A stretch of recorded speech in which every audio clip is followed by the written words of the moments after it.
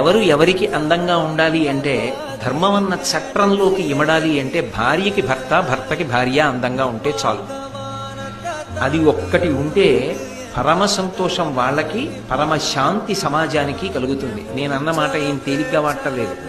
నేను మహాభారత సారాన్ని ప్రతిపాదన చేస్తున్నాను. భర్తకి భార్య అందగత్తె, భార్యకి భర్త అందగాడు, చాలు.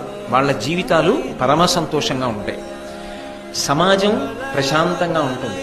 ఒక వ్యక్తి నా భార్య అందగత్తె కాదు అన్న భావన పొందిన, ఒక స్త్రీ నా భర్త ఎవరితోనో పోలిస్తే అంత సమర్థుడు కాడు, అంత గొప్పవాడు కాడు అన్న భావన పొందిన వాళ్ళ జీవితాలలోనూ సంతోషం ఉండదు, సమాజమునకు కూడా శాంతి ఉండదు. అది పరమ ప్రమాదకరమవుతుంది. అందుకే అందమనేటటువంటిది ఎక్కడ వరకు పరిమితము అంటే నిజానికి అది కాలము చేత ఎప్పుడూ కూడా పరిమితమవుతూ ఉంటుంది. కాబట్టి వారిద్దరి మధ్య అందం అనేటటువంటిది పరిమితమైపోతే చాలు.